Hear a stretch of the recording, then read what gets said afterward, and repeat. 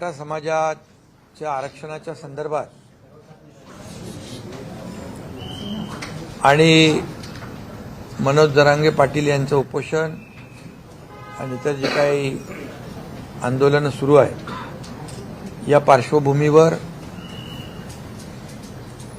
अतिशय महत्त्वाची अशी उपसमितीची बैठक मी देखील आज अटेंड केलेली आहे आणि या बैठकीमध्ये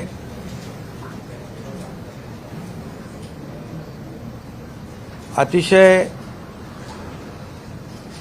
तपशीलवार चर्चा त्या बैठकीत झाली।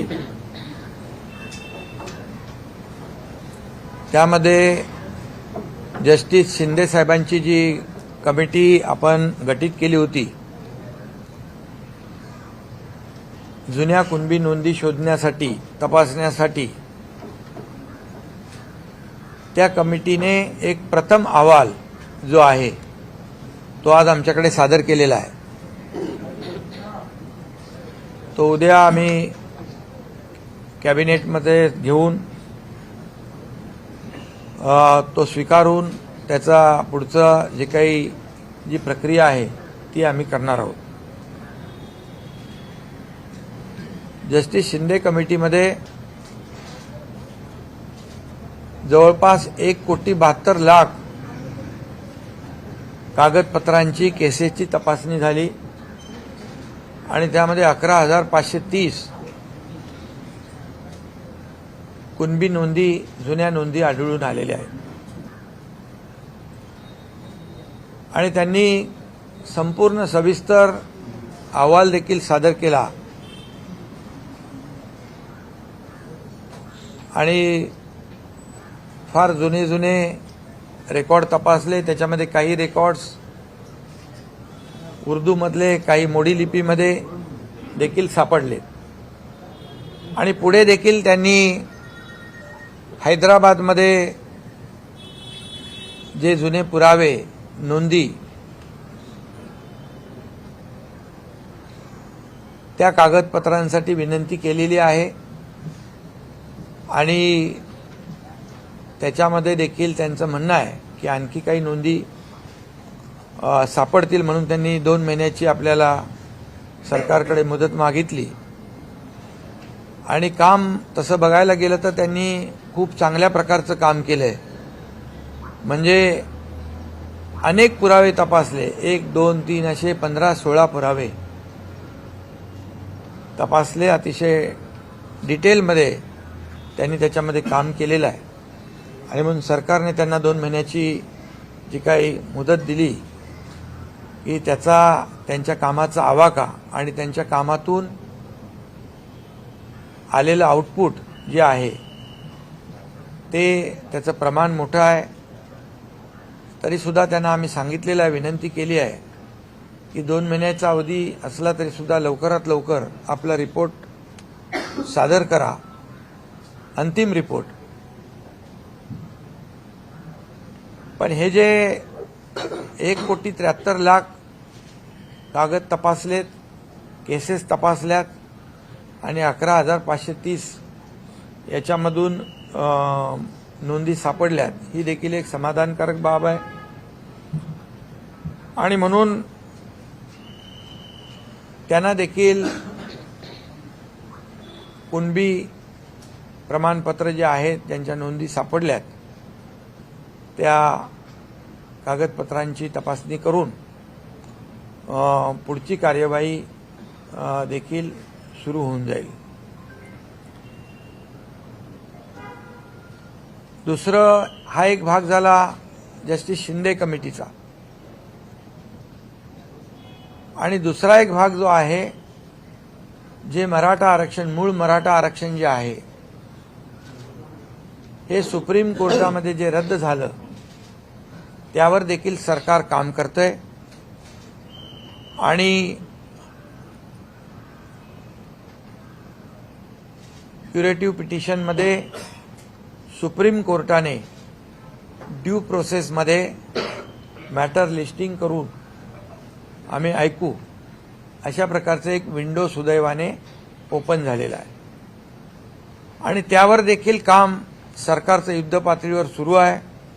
आज मागासवर्ग आयोगाचे अध्यक्ष निरगुडे साहेब होते, त्यांची कमिटी त्याच्यावर काम करते। त्यांना जी काही लागणारी मदत जी आहे ही पूर्णपणे सरकार उपलब्ध करून देईल आणि रिजन वाईज त्यामध्ये ज्या तज्ञ संस्था आहेत, या तज्ञ संस्था त्यामधून त्यांना मदत करतील। पूर्ण मॅनपॉवर, जे जे काय आवश्यक असेल स्टाफ आणि ज्या संस्था विश्वसनीय संस्था आहेत, ज्यांनी यापूर्वी देखील काम केलेलं आहे, अशा संस्थांच्या माध्यमातून युद्ध पातळीवर ते इम्पिरिकल डेटा जो आहे तो त्याचं एक्सरसाइज आणि गोळा करण्याचं काम होईल आणि मराठा समाज मागास कसा आहे हे सिद्ध करण्यासाठी या क्युरेटिव्ह पिटिशनच्या माध्यमातून आपल्याला ते उपयुक्त ठरेल। कारण त्याच्यामध्ये ऑर्डर करताना सुप्रीम कोर्टाने मागे आपलं आरक्षण रद्द करताना ज्या काही त्रुटी काढलेल्या आहेत, त्या त्रुटी दूर करण्यासाठी देखील आज आम्ही जस्टिस निवृत्त न्यायाधीश गायकवाड साहेब, निवृत्त न्यायाधीश भोसले साहेब आणि जस्टिस शिंदे साहेब याची एक ॲडवायझरी बोर्ड म्हणून ती एक आम्ही स्थापन केलंय। कारण गायकवाड साहेबांचा पहिला रिपोर्ट त्यांचा होता, दुसरा रिपोर्ट भोसले साहेबांचा होता आणि जस्टिस शिंदे तर आता त्याच्यावर काम करतायत। त्यामुळे तो एक आम्ही निर्णय आज घेतलेला आहे। ही कमिटी जी आहे महत्त्वाची 3 जस्टिस निवृत्त न्यायमूर्तींची, ही सरकारला क्युरेटिव्ह पिटिशन आणि टिकणारं मराठा आरक्षण हे देण्यासंदर्भामध्ये मार्गदर्शन करेल आणि मागासवर्ग आयोगाला देखील मदत करेल, अशा प्रकारचा निर्णय झाला। एक टास्क फोर्स जो आहे तो देखील सिनियर काउन्सिलचा आपण गठीत केलेला आहे आणि त्यांची देखील बैठक जी मागच्या वेळेस मराठा आरक्षण जे देवेंद्र फडणवीस साहेब मुख्यमंत्री असताना दिलं, त्या कमिटीमध्ये दादा आम्ही सगळेच होतो आणि त्यात देखील जे काही तज्ज्ञ आहेत त्या तज्ज्ञांनी मराठा आरक्षण मिळवून देण्यासाठी, हायकोर्टमध्ये टिकवण्यासाठी जे काही काम केलं, त्यांची देखील बैठक टास्क फोर्सचे जे आपले वकील आहेत किंबहुना आपली जी बाजू सुप्रीम कोर्टामध्ये मांडणारा त्यांची देखील बैठक तातडीने घेण्याचा निर्णय आम्ही घेतलेला आहे। आणि एकंदरीत हा डाटा गोळा करण्यासाठी रिजन वाईज म्हणजे टाटा इन्स्टिट्यूट असेल, गोखले इन्स्टिट्यूट आहे, असे अनेक जे काही नामवंत आहेत, विश्वसनीय संस्था आहेत, त्यांची मदत आम्ही या ठिकाणी घेणार आहोत। आणि ज्यांना या बाबतीमध्ये, ज्यांनी मगाशी मी म्हटलं की मागच्या वेळेस जे आरक्षण दिलं आणि हायकोर्टामध्ये त्याला चॅलेंज झालं, पण हायकोर्टामध्ये देखील ते टिकवलं आणि त्यामध्ये ज्यांनी सहभाग घेतला, योगदान दिलं, त्यांची देखील मदत आम्ही घेतोय। खरं म्हणजे हा मुद्दा फार जुना आहे, 1980 पासूनचा। असा असला तरी सुद्धा या मुद्द्याला, मराठा आरक्षणाला खऱ्या अर्थाने चालना दिली ती देवेंद्र फडणवीस साहेब मुख्यमंत्री होते त्यावेळेस दिली आणि त्यावेळेस मराठा समाजाला आरक्षण आपण सरकारने दिलं। हायकोर्टामध्ये त्याला चॅलेंज झालं, ते टिकवण्याचं काम आपल्या सरकारने आणि या सर्व तज्ज्ञ लोकांनी केलं। सुप्रीम कोर्टामध्ये अपील झाल्यानंतर दुर्दैवाने ते आरक्षण रद्द झालं। दुर्दैवानेच म्हणेन मी, कारण ह्याच्यामध्ये त्यावेळेस सुप्रीम कोर्टाने काही त्रुटी आणि ऑब्झर्वेशन नोंदवले, त्यामध्ये त्याला आपण कोर्टाला त्यावेळेस कन्व्हिन्स त्यावेळेचे जे कोणी असतील ते करू शकले नाहीत। दुर्दैवाने मी म्हणेन, आज मी त्याच्यामध्ये राजकारणामध्ये जाऊ इच्छित नाही, परंतु काही गोष्टी ज्या आहेत, काही कागदपत्र त्याला सादर करण्यासाठी देखील अनेक वेळा सुप्रीम कोर्टाच्या तारखा मागितल्या गेल्या. अनेक वेळा काही असंही घडलं की मराठीतलं इंग्लिशमध्ये ट्रान्सलेट करणं हे देखील त्यालाही विलंब झाला, किंबहुना त्याच्यामध्ये देखील त्रुटी राहिल्या. या सगळ्या कारणांमुळे जे सुप्रीम कोर्टाने रद्द केलेलं आरक्षण जे आहे हे आरक्षण आताच्या क्युरेटिव्ह पिटिशनमध्ये त्याच्या त्रुटी दूर करण्याचं काम आणि मराठा समाज मागास कसा आहे हे सिद्ध करण्याचं काम वार फुटिंगवर युद्ध पातळीवर आमचं सरकार करेल. आणि टिकणारं कायद्याच्या चौकटीत बसणारं आरक्षण जे आहे हे देण्यासाठी सरकार कटिबद्ध आहे. सरकारने जबाबदारी घेतलेली आहे. सरकारची जबाबदारी मी जाहीरपणे व्यक्त केलेली आहे. आणि त्यामुळे आणि त्याचबरोबर उद्या मनोज जरांगे पाटील यांचे काही प्रतिनिधी देखील अशी चर्चा आपली उपसमिती आणि आपले अधिकारी देखील करतील. तशा प्रकारची त्यांना देखील विनंती आमचे डिव्हिजनल कमिशनर कलेक्टर करतील. माझी एवढीच विनंती आहे की 58 मोर्चे गेल्या वेळच्या आरक्षणाच्या वेळे या राज्यामध्ये निघाले. अतिशय शिस्तबद्ध पद्धतीने ते मोर्चे निघाले. त्या मोर्चाला कुठेही गालबोट लागलं नाही आणि त्यामुळे लाखांचे मोर्चे काढून देखील कुठेही न्यायव्यवस्था, राज्यातली शांतता, जी काही कायदा सुव्यवस्था जी आहे ती धोक्यात आली नाही. परंतु दुर्दैवाने आज काही ठिकाणी मराठा समाज शिस्तप्रिय आहे, शांत आहे, हे त्यांनी दाखवून दिलं मागच्या आरक्षण मिळण्यापूर्वी.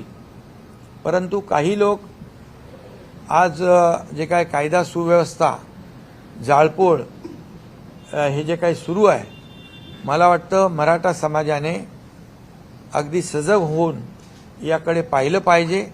कारण हे गालबोट लागल्यामुळे आज कायदा सुव्यवस्था निर्माण झालेली आहे. त्याचबरोबर मराठा समाज जे बांधव आहेत त्यांना देखील माझी विनंती आहे, मी जाहीरपणे देखील विनंती त्यांना केली आहे, तुमच्या माध्यमातून देखील करतो की टोकाचं पाऊल आपण उचलू नका, आत्महत्येसारखं पाऊल उचलू नका. आपल्या मुलाबाळांचं, आईवडिलांच्या परिवाराचा विचार करा, त्यांना वाऱ्यावर सोडू नका. अशा प्रकारची मी त्यांना भावनिक आवाहन देखील या ठिकाणी करू इच्छितो. आणि कारण मराठा आरक्षण देण्यासंदर्भात जे 1980 पासूनचा प्रश्न असताना देण्याची तत्परता मुख्यमंत्री देवेंद्र फडणवीस साहेब जेव्हा होते त्यावेळेस दिलं, हायकोर्टात देखील टिकवलं. दुर्दैवाने सुप्रीम कोर्टामध्ये ते टिकवू शकले नाहीत. ही वस्तुस्थिती आहे, हे कटू सत्य आहे. आम्ही देणारे आहोत आणि प्रामाणिकपणे मराठा समाजाला आरक्षण 2 टप्प्यामध्ये आपण एक कुणबी जे जस्टिस शिंदेंचं काम, दुसरं क्युरेटिव्ह पिटिशनच्या माध्यमातून सुप्रीम कोर्टाचं काम आम्ही प्रामाणिकपणे करतोय. आम्ही कुठल्याही परिस्थितीमध्ये कुणालाही आम्ही फसवू शकणार नाही, फसवणार नाही, फसवू इच्छित नाही. म्हणून जी मागणी जी आहे ती मागणी देखील कायदेशीर असली पाहिजे, नियमामध्ये बसणारी असली पाहिजे आणि ती टिकणारी असली पाहिजे. नाहीतर आज आम्ही सरकारने निर्णय घ्यायचा आणि उद्या तो फेटाळायचा.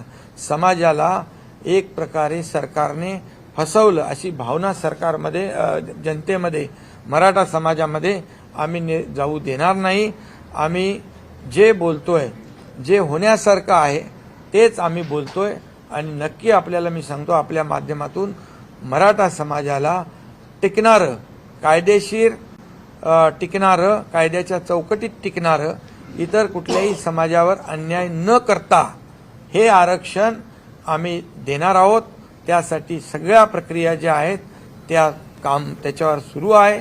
आणि म्हणून मनोज जरांगे पाटील यांना देखील माझं आव्हान आहे, विनंती आहे की आपण थोडा वेळ यामध्ये सरकारला दिला पाहिजे.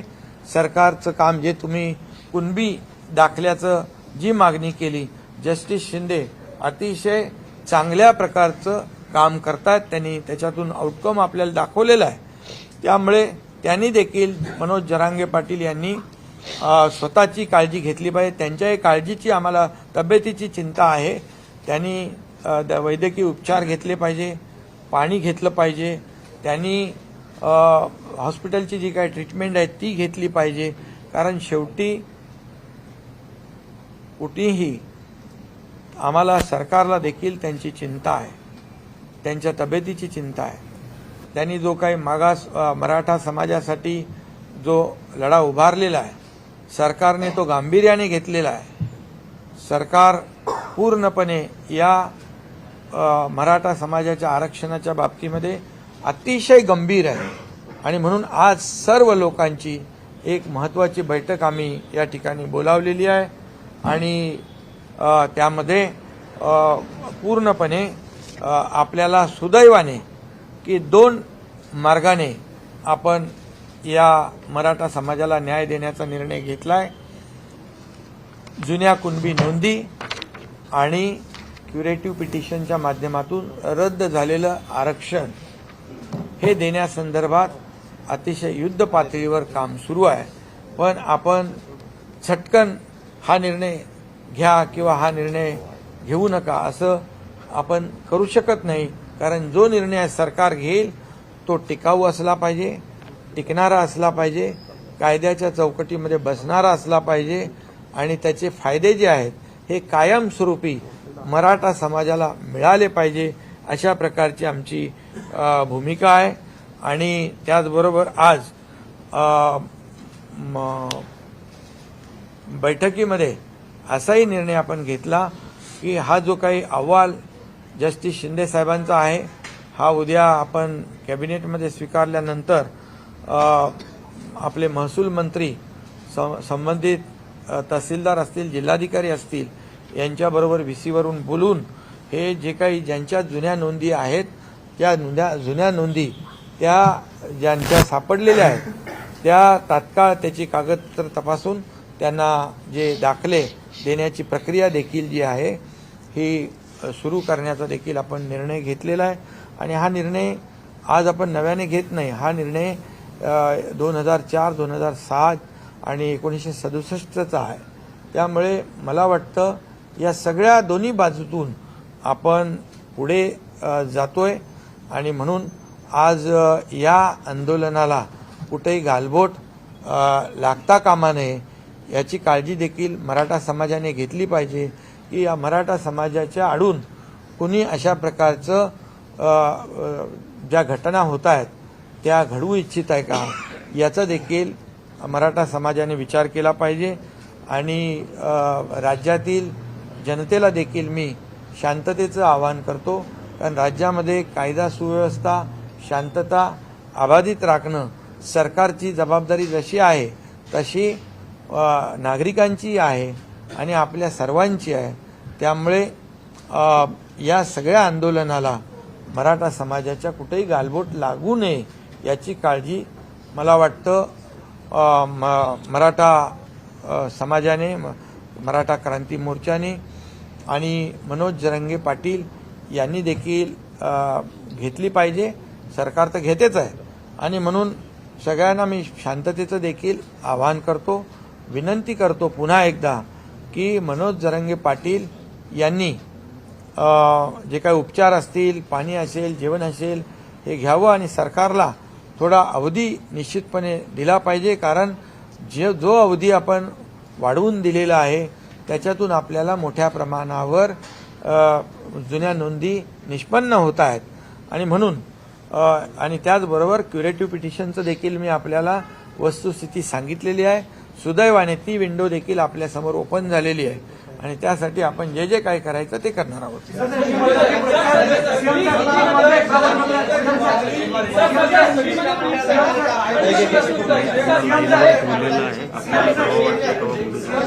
कुणाला चर्चेसाठी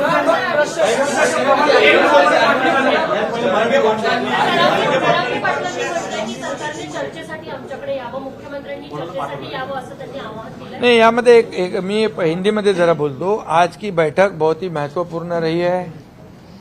मराठा आरक्षण के बारे में सभी हमारी उप समिति की बैठक थी, उप समिति के सभी मेंबर थे और सभी अधिकारी थे, एजी थे और जो मागास वर्ग आयोग है उसके निरगुड़े जी थे, जस्टिस शिंदे जी थे और सभी लोग आज बड़े पैमाने पर चर्चा हुई है, सब पॉजिटिव चर्चा हुई है और इसमें जस्टिस शिंदे सर की जो कमेटी है उन्होंने प्रथम रिपोर्ट जो है सादर किया हुआ है। कल हम कैबिनेट में रखेंगे और उसके ऊपर हमारे महसूल मंत्री जी आगे के जो कार्रवाई के निर्देश है अपने लोगों को देंगे महसूल विभाग के। ये एक निर्णय हुआ है और इसमें दूसरा एक निर्णय ऐसा हुआ है जो जस्टिस है भोसले साहब और गायकवाड़ और शिंदे जस्टिस शिंदे, इनकी एक कमेटी गठित की गई है एडवाइजरी कमेटी के रूप से। वो सरकार को भी गाइड करेगी और मागास वर्गीय आयोग को भी मदद करेगी। ऐसा एक भी निर्णय हुआ है। एक सीनियर एडवोकेट का जो है सीनियर काउंसिल का एक टास्क फोर्स जो गठित किया है उसे ये जो कमेटी के लोग हैं ये मदद करेंगे। उनके साथ एक जल्दी बैठक होगी और जिन्होंने जब देवेंद्र फडणवीस जी मुख्यमंत्री थे तब जो आरक्षण दिया था और वो जब चैलेंज हुआ हाईकोर्ट में तब कई इस मराठा आरक्षण में जिन्होंने काम किया, जो तज्ञ लोग हैं, जो अनुभवी लोग हैं, उनके साथ भी बैठक वहां पर करने का फैसला किया है ताकि वो भी अपने कुछ सुझाव दे सकते हैं।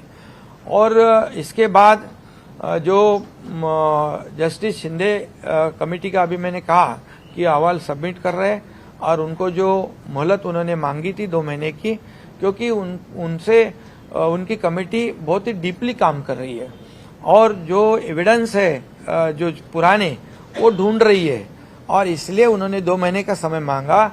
इसमें उनका कहना है कि और कुछ जो पुराने दस्तावेज है, पुराने जो पुरावे हैं वो मिलेंगे तो और ज्यादा मराठा समाज को न्याय मिल सकता है। इसलिए उनको कहा कि 2 महीने दिए हैं लेकिन जल्द से जल्द अपना अंतिम अहवाल भी वो सादर करे, ऐसी विनती उनसे हमने की है। ये एक तरफा हुआ है। उन्होंने 1,70,00,000 लोगों के कागजात देखे हैं, उसमें से 11,530 पुरानी जो नोंद है, पुराने जो उनके एविडेंस है वो मिले हैं उसमें, जिससे मराठा समाज को निश्चित रूप से फायदा हो जाएगा। और दूसरी तरफ जो सुप्रीम कोर्ट में ये जो मराठा आरक्षण जो मुख्यमंत्री देवेंद्र फडणवीस जी के जमाने में हम लोग साथ में ही थे, सब चंद्रकांत पाटिल जी है, हम लोग सब थे, और वो जो हाईकोर्ट में जब चैलेंज हुआ तो हाईकोर्ट में उसको प्रोटेक्ट किया, हाईकोर्ट ने कंफर्म किया और दुर्भाग्यवश सुप्रीम कोर्ट में वो रिजेक्ट हुआ। अभी वहां पर जो हुआ है, जो त्रुटियां है, जो खामियां सुप्रीम कोर्ट ने निकाली है उसके ऊपर काम कर रहे हैं और जो मराठा समाज बैकवर्ड कैसे है ये जो एम्पिरिकल डेटा जो है वो कलेक्ट करने का काम शुरू है। जो बैकवर्ड कमीशन है, निरगुड़े जी है, उसकी कमेटी काम करेगी। और दूसरी बात, जो ये जो कमेटी हमने गठित की है, justice Bhosle, justice Gaikwad, justice Shinde, ये कमेटी जो है सरकार को भी मार्गदर्शन करेगी मराठा आरक्षण के मुद्दे पर और इनको भी जो बैकवर्ड कमीशन है उनको भी मदद करेगी। ऐसा ये तय हुआ है।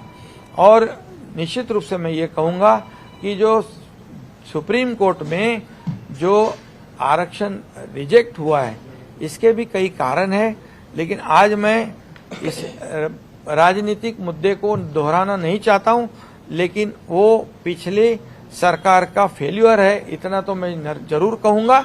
और वहां पर जो त्रुटियां खामियां है वो जो है उसको कैसे करेक्ट किया जाए, इसके लिए क्यूरेटिव पिटीशन में जब हमें सुप्रीम कोर्ट मौका देगा तो वो जो एविडेंस है, जो मराठा समाज कैसे सोशली और एजुकेशनली बैकवर्ड है, ये साबित करने का काम हमारी ये तज्ञ जो सीनियर काउंसिल है और ये बाकी लोग जो हैं अभी जो मैंने नाम लिए हैं वो मदद करेगी। और मैं इतना विश्वास के साथ कह रहा हूँ, दावे के साथ कह रहा हूँ कि जो मराठा आरक्षण जो है समाज को देना है वो नियम के अनुसार जो टिकने वाला, जो कानून के दायरे में बैठने वाला ये आरक्षण देना, ये सरकार इसके लिए कटिबद्ध है, ये हमारी जिम्मेदारी है, उसके ऊपर हम काम कर रहे हैं।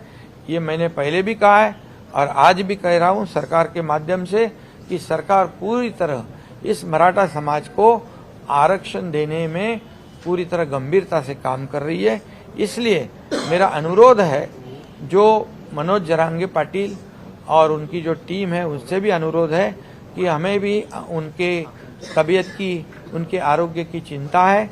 उन्होंने ये जो अनशन है इसे हमें सरकार को थोड़ा समय देना चाहिए। सरकार को अगर समय देते हैं तो निश्चित रूप से इसमें से बहुत ही बड़ा एक निर्णय लोगों को मिल सकता है, ऐसी उम्मीद हमने रखी है। और आज राज्य में जो लॉ एंड ऑर्डर की सिचुएशन, जो दुर्दैवी घटनाएं घट रही है, इसे भी रोकने की आवश्यकता है। मराठा समाज के पिछले जब मोर्चे निकले थे, पिछले समय जब आरक्षण दिया था तो 58 मोर्चे निकले थे, लाखों लोग रास्ते पे आए थे, लेकिन बहुत ही डिसिप्लिन देखा गया और उसमें पूरे देश ने उसकी नोंद ली और पूरे देश ने एक महसूस किया कि मराठा समाज एक शिस्तबद्ध पद्धति से एक शिस्तप्रिय समाज है। ये लॉ एंड ऑर्डर को भी बनाए रखने में बहुत ही मदद करने वाला है, ऐसा अनुभव है। और इसलिए अभी जो कुछ घटनाएं हो रही है इसका भी विचार मराठा समाज के लोगों ने करना चाहिए, क्योंकि ये इसके वजह से आंदोलन को क्या कहते हैं, एक दूसरी दिशा में ये आंदोलन जा रहा है। इसलिए मैं इतना ही कहूँगा कि ये सभी लोगों ने सोचने की आवश्यकता है। सरकार अगर कुछ निगेटिव होती तो ऐसा करना हम समझ सकते थे, उचित था, लेकिन सरकार पूरी तरह से गंभीरता से इसमें काम कर रही है। और हम लोग किसी को भी इस मामले में, मराठी में मैं कहूँगा की कोणाची फसवणूक, कुठल्याही समाजाची फसवणूक आम्ही करणार नाही। म्हणजे वेळेवर वेळ काढूपणा बिलकुल आम्ही करणार नाही। जे देणार ते टिकाऊ आणि नियमात बसणार आम्ही देणार आहोत। त्यामुळे मराठा समाजाने देखील त्यावर विश्वास ठेवला पाहिजे, टोकाचं पाऊल उचलू नये, अशा प्रकारची भूमिका जे आज चालू आहे। आज मराठा समाजातले नेते मराठा समाजाला आंदोलन देण्यासाठी प्रयत्न करतायत, परंतु त्यांनाच गावबंदी सारखे याला सामोरं जावं लागतंय आणि अशा प्रकारचं हे राज्याच्या हिताचं नाही। समाजामध्ये तेढ निर्माण होईल अशा प्रकारचा काही लोक प्रयत्न करतायत, याची देखील दखल मराठा समाजाने आणि मराठा नेत्यांनी या संघर्षातल्या घेतली पाहिजे आणि सरकारला वेळ दिला पाहिजे, एवढीच माझी विनंती आहे, एवढंच माझं सगळ्यांना आव्हान आहे।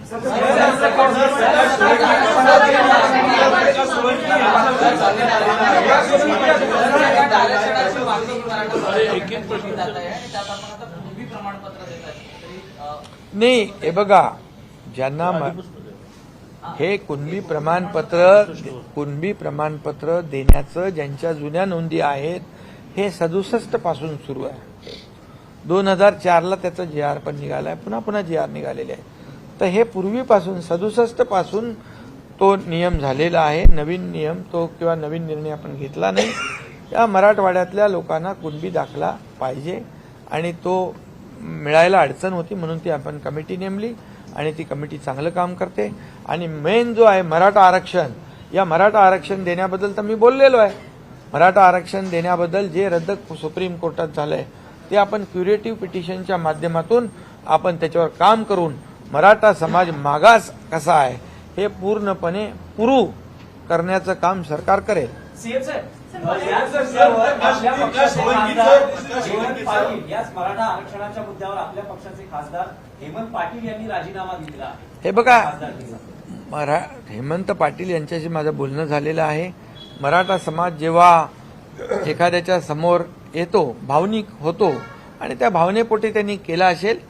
पण याच्यामध्ये एकच सांगतो तुम्हाला, आमच्या सगळ्यांचं काय, हेमंत पाटील काय किंवा इथं बसलेले सर्व काय, आमचा उद्देश एवढाच आहे की मराठा समाजाला लवकरात लवकर टिकणारं आरक्षण मिळालं पाहिजे.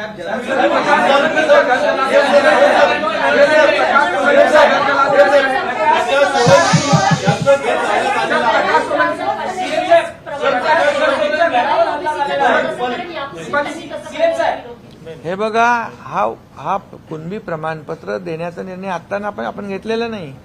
हा 1967 पासून आहे.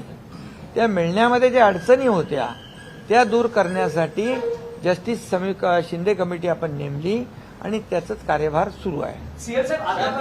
निजाम शेठ होते म्हणून त्यांना उशिरा मारलं. हा, आणि ते मराठवाडा माहित आहे, निजामशाही होती तिकडे आणि त्यामुळे त्या पुरा मराठवाड्याची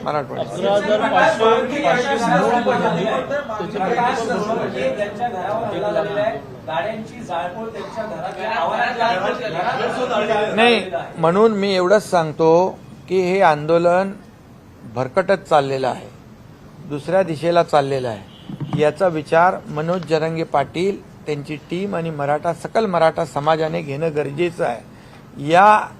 या आंदोलनामध्ये किंबहुना या मराठा समाजाला आरक्षण मिळवून देण्याच्या ज्या प्रक्रियेमध्ये जे नेते आहेत त्यांनाही देखील विचार करण्याची वेळ आहे की हे आंदोलन जे हिंसक का होत आहे, कारण याच्या मागे कोण आहे आणि हे आत्महत्येचं प्रमाण, आत्महत्या का होत आहेत याच्या मागे कोण आहे, याचा विचार मराठा समाजातल्या नेत्यांनी केला पाहिजे. आणि अशा प्रकारची गावबंदी, जे नेते या मराठा समाजाला आरक्षण मिळालं पाहिजे अशा भावनेतून काम करतायत, त्यांनाच जर आपण गावबंदी करू लागलो, आपापसामध्ये जर याच्यामध्ये मतभेद होऊ लागले, आपापसात संघर्ष होऊ लागला तर याला गालबोट लागेल. आणि मराठा समाजाची जी सहानुभूती आहे, मराठा समाजाबद्दल जे एक शिस्तीचं, एक जगाने देशाने सगळं पाहिलेलं आहे, त्याला गालबोट लागेल. आणि जी सहानुभूती आज मराठा समाजाच्या पाठीशी आहे, अशा प्रकारामुळे लोकांच्या मनामध्ये एक वेगळा म्हणजे त्याच्यामध्ये निर्णय म्हणजे एक सहानुभूती देखील कमी होऊ शकते. आणि म्हणून या मराठा समाजाचे जे मोर्चे निघाले, जी आंदोलनं झाली आतापर्यंत शांततेने झालेली आहेत, आता याला गालबोट लावण्याचं काम हे कोण करतंय याचा विचार देखील आंदोलनकर्त्यांनी केला पाहिजे.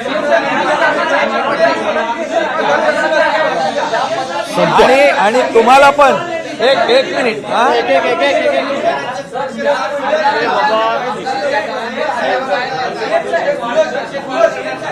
काय करणार ऐका, एक पहिली गोष्ट तुम्हालाही सांगतो, मी मीडियालाही सांगतो, मी सगळ्या, तुम्ही लोकशाहीचा चौथा स्तंभ मानता ना स्वतःला, लोकशाहीचे चौथे स्तंभ आहात तुम्ही. आणि माझी तुम्हालाही विनंती आहे, तुम्ही देखील एक समाजाचा भाग आहात, तुमच्या माध्यमातून देखील आम्ही जे आज निर्णय घेतले, आज जे निर्णय घेणार आहोत, किंबहुना जे निर्णय घेतले, आज मराठा समाजाला आम्ही काय काय देतोय ते जाहिरातीच्या माध्यमातून उपसमितीने केलं होतं. काय किती आपण त्यांना मराठा समाजाला आरक्षण मिळेपर्यंत जे आपण दिलेलं आहे, तुम्हाला मी सांगतो, आम्ही देण्याची भूमिका आमची प्रामाणिक आहे. मी मुख्यमंत्री झाल्यानंतर जवळपास 4000 लोकांना, अधिसंख्य पदांच्या लोकांना, जे सुप्रीम कोर्टाने आरक्षण रद्द केल्यानंतर मधल्या ज्या पिरियडमध्ये ज्यांच्या सिलेक्शन झालं होतं, अपॉइंटमेंट मिळाली नव्हती, त्यांना नोकऱ्या देण्याचं धाडस या एकनाथ शिंदेने केलं. तेव्हा सगळे घाबरत होते, असं होईल तसं होईल, पण ते आज नोकऱ्या करतायत. त्याचबरोबर सारथी, बार्टी, अण्णासाहेब पाटील आर्थिक विकास महामंडळ या माध्यमातून देखील आज जवळपास 67,000 तरुणांना अण्णासाहेब पाटील आर्थिक विकास महामंडळाच्या माध्यमातून 5,800 कोटीचं कर्ज वाटप झालंय. त्याचं व्याज आम्ही सरकार भरतोय. आणि त्याच्यामध्ये देखील आम्ही आज ठरवलं की बँकेचं लोन सुटसुटीतपणे मिळालं पाहिजे, सुलभतेने मिळालं पाहिजे आणि त्याला जो मराठा तरुण आहे त्याला उद्योग करण्यासाठी योग्य मार्गदर्शन मिळालं पाहिजे. अशा तज्ज्ञ लोकांची देखील त्या कमिटीमध्ये आम्ही नियुक्ती करतोय. सारथीमध्ये देखील IAS, IPS, MPSC खूप मोठ्या प्रमाणावर मुलं त्याचा फायदा घेत आहेत. आणखी त्याच्यामध्ये जॉब ओरिएंटेड कोर्सेस देखील आम्ही त्याच्यामध्ये टाकलेले आहेत आणि त्याची संख्या जी आहे ती संख्या देखील समान सगळ्यांना केलेली आहे. आणि त्याचबरोबर आम्ही हॉस्टेलचं भाडं देखील आपण वाढवलं ना, 6,000 पर मंथ, 6,000 पर मंथ, 10 महिन्याचे 60,000. 10 महिन्याचे 60,000 तेही वाढ केले. म्हणजे ज्या माध्यमातून मराठा समाजाला, इतर समाजाला, ओबीसीला ज्या सवलती मिळत आहेत त्या सवलती मिळाल्या पाहिजे यावर देखील कटाक्षाने आमचं सरकार काम करतंय.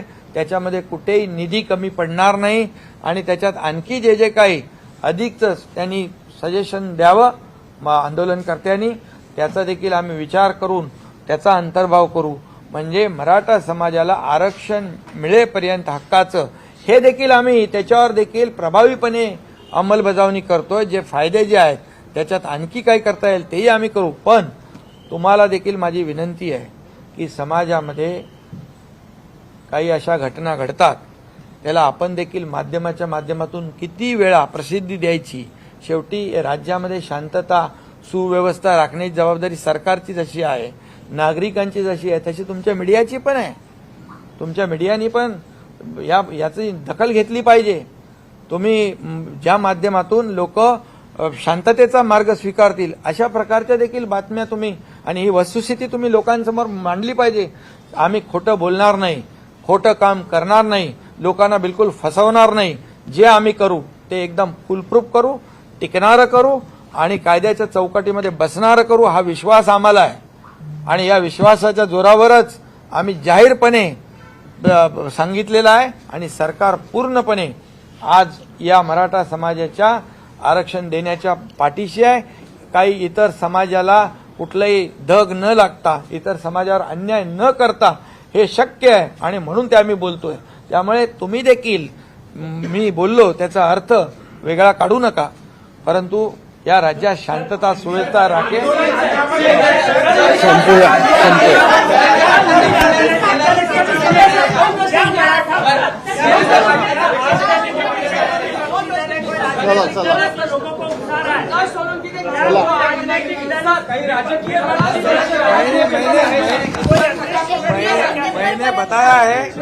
मैंने बताया है मराठा समाज निश्चित रूप से उसकी जांच करेगा, उसको नक्की